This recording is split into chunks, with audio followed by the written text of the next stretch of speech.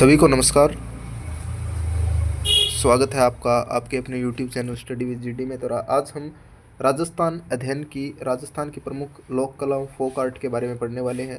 तो इसके अंदर लोक कलाएं वे कला होती है जो कि संस्कृति की एक सरल और जीवित वर्णन होता है इसके अंदर। तो सबसे पहले जो पहले आता है वो है सांझी।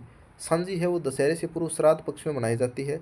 इंपॉर्टेंट चीज़ें हैं उसको मैं हाईलाइट कर देता हूँ, आप इसको अपने नोट्स में बना सकते हैं। कुंवारी कन्याएं सफ़ेद पुती दीवारों पर 15 दिन लगातार गोबर से आकार उकेरती है। कितने दिनों तक? 15 दिन तक उनका पूजन करती है। और इसे क्या कहते हैं? अलग अलग क्षेत्रों में सांझी, संजूड़ी, सांजुली, सिंजा, सांझ के हांजी, हांजे आदि के नामों से जाना जाता है। कन्याएं गोबर से रेखाओं को उकेर कर उनमें कांच के टुकड़े, मोती, चूड़ी, कौड़ी, पत्थर, पंख, कपड़ा, कागज, लाख, फूल, पत्तियां आदि के प्रयोग द्वारा एक दमकती हुई रंगीन चित्ताकर्षक आकृति बनाती है। ठीक है, सुंदर आकृतियां बनाती है। सांझी को पार्वती का रूप मानकर अच्छे वर और घर की कामना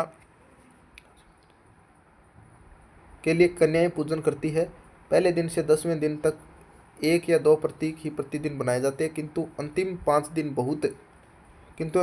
दिन बहुत बड़े आकारों में सांझी की रचना की जाती है, जिसे संध्या कोट कहते हैं। पहले दिन सूर्य, चंद्रमा, तारे, दूसरे दिन 5 फूल, तीसरे दिन पंखी, चौथे दिन हाथी सवार, 5वें दिन चौपड़, छठे दिन स्वास्तिक, 7वें दिन घेवर, 8वें दिन ढोलक या नगाड़े, 9वें दिन बंधनवार व 10वें दिन खजूर का पेड़ बनाया जाता है।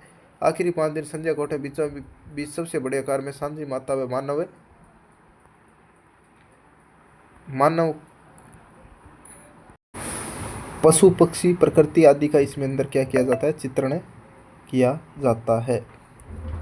तो मांडना फिर आता है। मांडने दीवारों को अलंकृत करने के लिए बनाए जाते हैं। घर की देहरी, चौखट, आंगन, चबूतरा, चौक, घड़ा रखने का स्थान, पूजन स्थल आदि पर यह मांडने अंकित किए जाते हैं। विवाह पर गणेश जी, लक्ष्मी जी के पैर, स्वास्तिक आदि के साथ ही गलीचा, मोर, मोरनी, गमले, कलियां, बंधनवार, बच्चे के जन्म पर गलीचा, फूल, स्वास्तिक, रक्षाबंधन पर श्रवण कुमार, गणगौर पर गुणों, एक मिठाई का जोड़, घेवर, लहरिया, तीज पर भी घेवर, लहरिया, चौक, फूल, बगीचा आदि विशेष रूप से बनाए जाते हैं। यानी कि प्राकृतिक दृश्यों का इस अंदर वर्णन है, त्योहारों का वर्णन है। कोई तीर्थ यात्रा पर सकुशल कर घर लौटता है, सो इसी खुशी में पुष्कर पेड़ी अथवा पथवारी मांडी जाती है।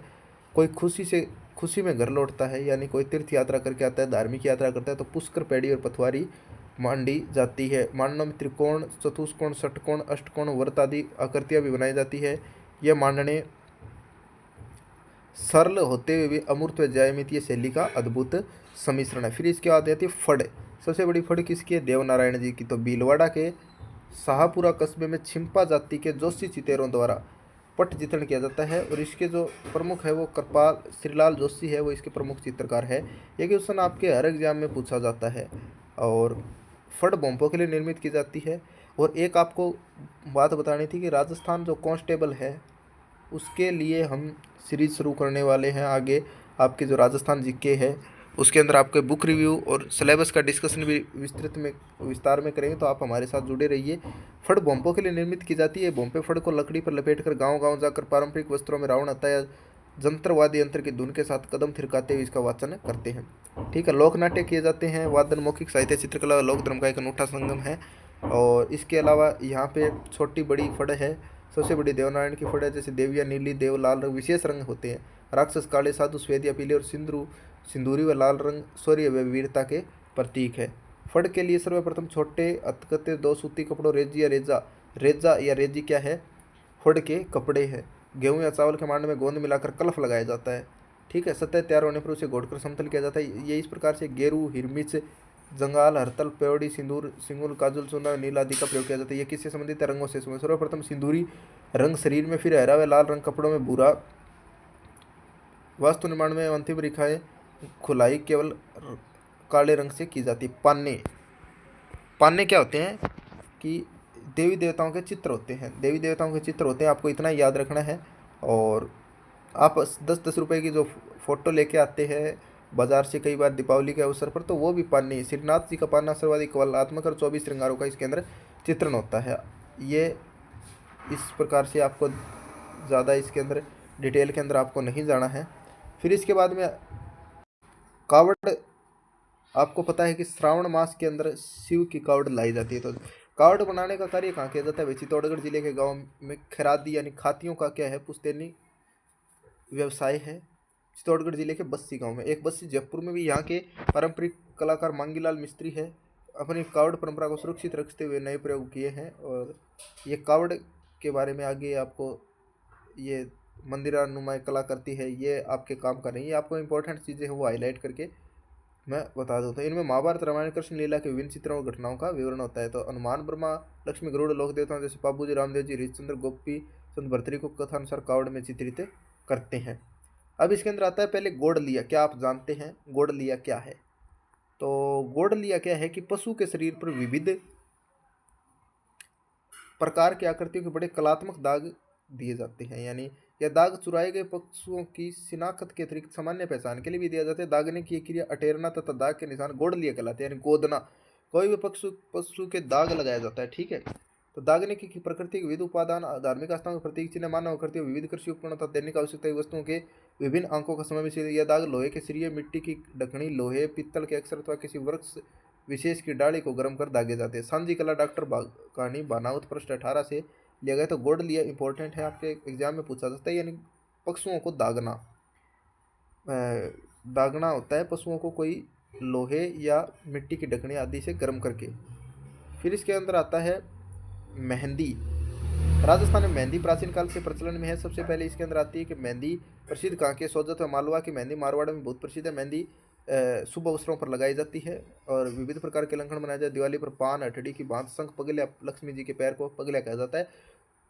ऐसे शब्दावली, राजस्थानी शब्दावली भी है। 16 दीपक, सुदर्शन चक्र, मकर संक्रांति पर घेवर बीजनी, गरवा चौथ पर छबड़ी, स्वास्तिक, रक्षाबंधन पर लहरिया, चीक व शादी पर तोरण, स्वास्तिक, कलश, फूल के प्रमुख चित्र इसके अंदर अलंकरण में बनाया जाता है। मेहंदी शगुन का प्रतीक भी है, शुभ शगुन का। गोदना, शरीर को सुसज्जित करने की दृष्टि से गोदना गुदवाने की परंपरा रही है। आपको पता है आदिवासियों में ज़्यादा इसका प्रयोग किया जाता है। ये ज़्यादा इतना इम्पोर्टेंट नहीं है। और एक यह है कि आंखों को तीर के समान पैनी दर्शाने तो नीचे की पलक के साथ सारिया गुदवाती है। सारिया क्या है? गोदने का एक प्रकार है। जैसे राम लक्ष्मण सभी ये चित्र है। दैनिक जीवन की वस्तुएं भी इसके अंदर आती है। वृक्ष वृक्ष। कोठियाँ, ग्रामीण क्षेत्रों में भंडारण हेतु कलात्मक कोठियाँ निर्मित की जाती है और चिकनी मिट्टी से यह चिकनी मिट्टी से ये कोठियाँ क्या बनाई जाती है? निर्मित की जाती है। उपयोग की जाने वाली वस्तु जैसे घी, दूध रहे जाते। व्हील, पश्चिमी राजस्थान के ग्रामीण अंचलों में ये व्हील एक कोठड़ी का एक प्रकार है। उसको पुराने घरों में सर्वत्र इसके अंदर दिखाई देती है। और व्हील बांस की पतली पतली खपचियों को धागे से बांधकर घोड़े की लीद मिली चिकनी मिट्टी से बनाई जाती है। ये विभिन्न प्रकार के खाने लिए होती है, यानी ऐसे खानेदार होती है। इसके अंदर कुछ सामान रखा जाता है, ठीक है। वस्तुएं, बर्तन सजाई जाती है। जैसे अलमारी का एक प्रकार कठपुतली। कठपुतली का आपको पता है कि एक तागे की संरचना होती है, इसके अंदर एक लगे होते हैं।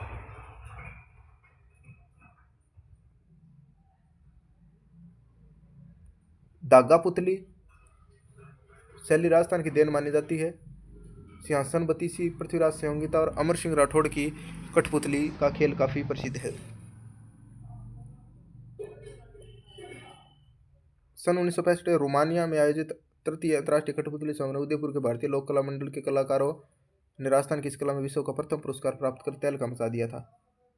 तो अमर सिंह राठौड़ की ये कठपुतली प्रसिद्ध है। 1965 में रोमानिया में आयोजित था, तो वहाँ का विश्व में प्रथम स्थान था। पिछवाई चित्रांकन शैली है, जो कि आपको पिछवाई कला जो हमने देखी थी कि नाथद्वारा शैली से संबंधित। बंटी ठणी किस चित्र शैली से संबंधित है? किशनगढ़ से।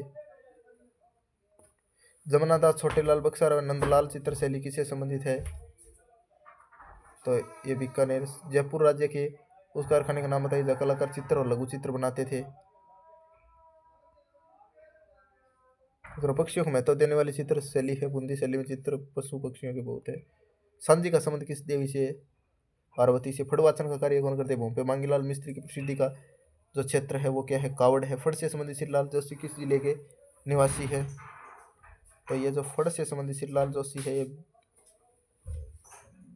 भीलवाड़ा से संबंधित। सोजत किसके लिए प्रसिद्ध है? मेहंदी के लिए प्रसिद्ध है। तो इसके अंदर आता है पान्ने।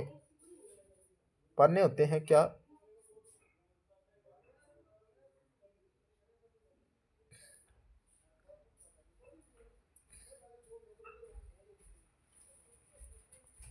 पान्ने होते हैं, क्या होता है, एक कागज़ होता है। फिर इसके बाद फड़ क्या होती है, फड़ होती है कपड़े पर। मांडना क्या होता है, मांडना रंग से और कावड़ लकड़ी से। ठीक है, तो ये आपको इम्पोर्टेंट जो बातें थी वो बता दी है। और तो पिछवाई चित्रांकन की शैली है वो नाथ द्वारा है। फिर इसके बाद में जो जयपुर राज्य के उस कारखाने का नाम बताइए जहाँ कलाकार चित्र और लघु चित्र बनाते थे, तो सूत्र सुरत खाना है। ठीक है, तो चलिए मिलते हैं अगली वीडियो में। आपको वीडियो कैसी लगी कमेंट सेक्शन में बताएं। और अगली वीडियो में आप चैनल को, अगली वीडियो में आपको अगले चैप्टर से संबंधित जो आर्ट एंड कल्चर है उसको हम कवर करेंगे। 2-4 चैप्टर इसके और रहे हैं। फिर इसके बाद में एक और बात आती है कि जो आपके दोस्त जो तैयारी कर रहे हैं और जो कोचिंग में एडमिशन नहीं ले सकते, उनके लिए हम फ्री शिक्षा का जो काम कर रहे हैं, आप इसके साथ जुड़िए ताकि आपको बेहतरीन कंटेंट मिल सके। और इसी से राजस्थान के हर एग्जाम में राजस्थान जीके के क्वेश्चन पुट अप होते हैं। तो मिलते हैं आपको एक नई वीडियो में, तब तक के लिए अपनी पढ़ाई जारी रखिए। धन्यवाद।